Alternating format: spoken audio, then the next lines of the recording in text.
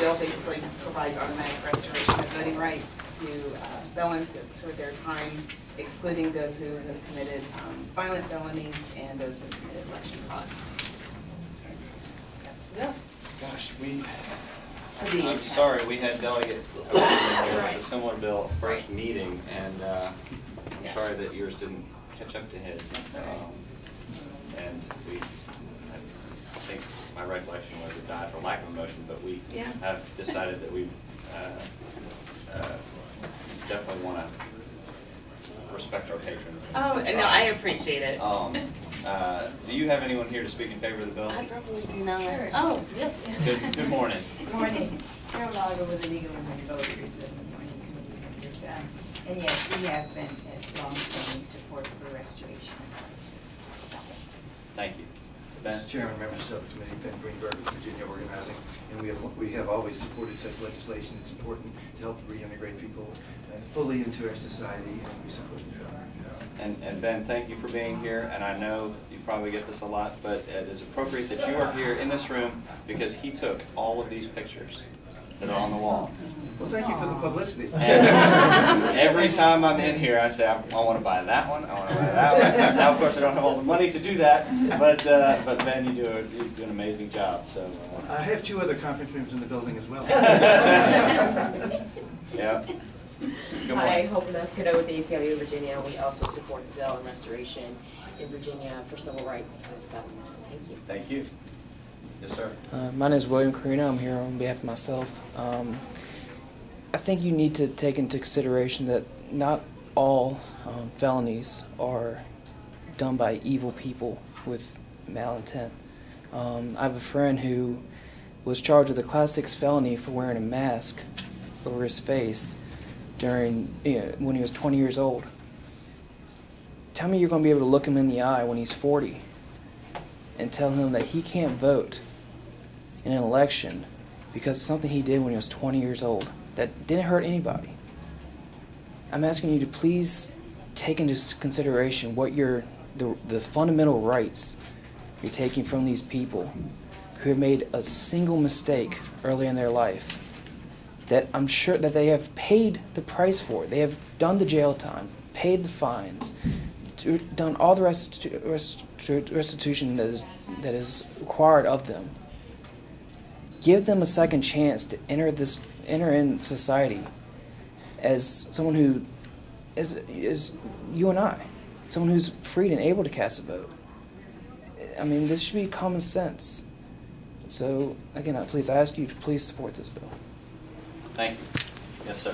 Mr. Chairman, members of the committee, Kirk Jones with the 8th Central Virginia Chapter, 8 for the Randolph Institute. We fully support this bill. Thank you. Anyone else here wishing to speak in favor of the bill? Anyone opposed?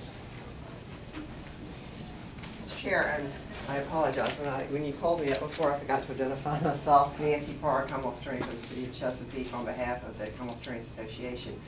And we recognize that this is a policy decision as far as restoration of voter rights, but in particular, we are opposed to the deletion of the distribution of drug charges.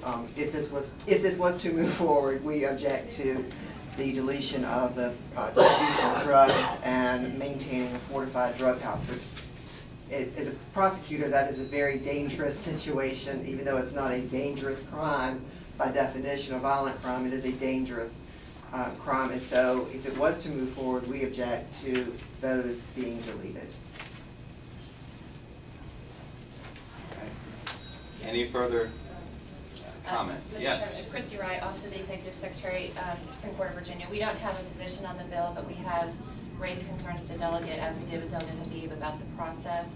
The petition process has been eliminated, and questions about how the state board of elections would obtain information about meeting the conditions and how the clerk would know as well as to if those conditions have been met. Okay. Anyone else? Anyone opposed? Well, that was opposed. Can I briefly just respond? Absolutely. Very briefly. Absolutely. With the concern first about process, I'll just point out that 20 states are doing this. And you know, it is a function. I've checked with other states. It's a function of the clerk's office. So I mean, I think local clerk. Right, it's a function of the clerk's office where they look to make sure restitution's paid, they make sure, you know, sentence certification done, so, that's the first. Has their association, have you been in touch with their association about this bill? What, the clerks here? No, no. The issue with Commonwealth attorneys, and I have to say, I'm, like they said, it's a policy decision, but, you know, this voting is something that's fundamental, right, as an American citizen, and, you know, I try to have some balance where we're not saying those who commit violent felonies and those certainly not who commit election fraud, but if one of the studies has shown from the Brennan Justice Center that once individuals participate fully in society and vote again, they're less likely to commit a crime again, and in fact the study showed half of them did not commit a crime again. So I thank you for your time. Now, you're not proposing that we restore the eligibility of convicted felons to run for office. Right. You're not suggesting that we restore the Second Amendment rights of convicted felons. Well, now let me just say this, and in full candor, and when I filed this bill last year, there was question about that, and it was shocking to some of the cities behind me. If someone committed a felony that's not violent, I fully support them having their gun rights back. But you're not doing that in this bill. I'm not doing that in this bill. This bill, because of what it says, your civil rights, your restored completion sentence. I'm sorry, I forgot the term. It's the restoration of rights, and under that, it includes to serve on a jury, to be a notary, right, to have your voting rights and run for office. So there's really no parameter that we can say gun rights. But you're only restoring the right to vote. Only the right to vote. Oh well, no. You are also. I'm looking at the bill here.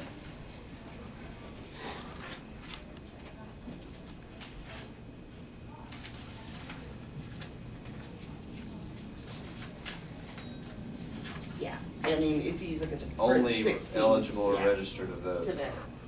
So you, all right.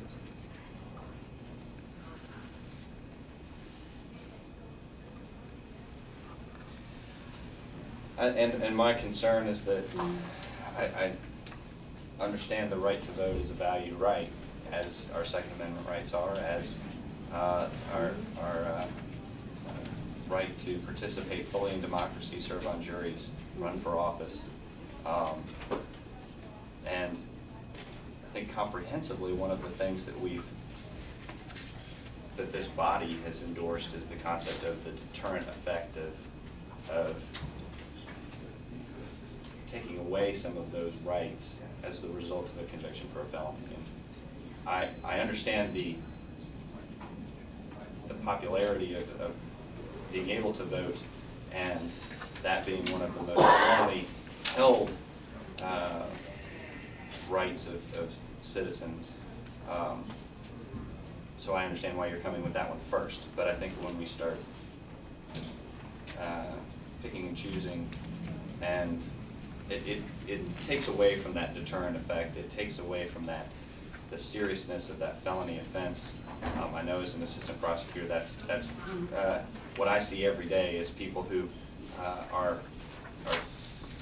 wishing to avoid that felony because they understand the seriousness of the offense, and if we start to minimize what a felony conviction carries with it,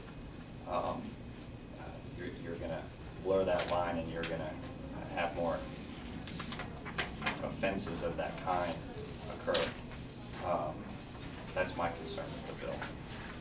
Mr. Chairman? James. Ma'am. Right now, it's the restoration of civil rights is at the discretion of the courts, correct? It's at the discretion of the Secretary of the Commonwealth. There's the governor. Yeah, it requires the governor to. Right, there is a process. Right, there is a process. And yeah, and the problem is, this governor has done great. You know, there was problems. It was a bumpy road at the beginning, but he's done great. What about the next governor that comes in? Once he leaves, next governor can say, forget it, I'm not even touch one application. And then another governor can come in and say, I'm going to see Governor McDonnell, and that's my concern, is that it's a stroke of the governor's pen. It's just whatever the governor decides, and something so fundamental. Well, one of the things you have here is a standard for the governor to consider, that the petitioner has demonstrated civic responsibility on I-26 through community or comparable service, and you're removing that from consideration. So in essence, you're reducing that burden before that the felon has to prove before he can get his rights restored, and I'm just concerned about that. That's just me.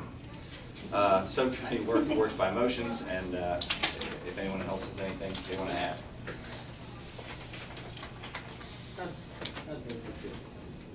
All right, there's a motion to gently lay the bill on the table. Is there a second? Motion is second to lay the bill on the table. Well, it's not a debatable motion. All in favor, say aye. Opposed? All right. Thank you, Delegate. Appreciate you. Well, I appreciate you coming. All right. I think, did we just get through the docket there? All right. We do have one more meeting.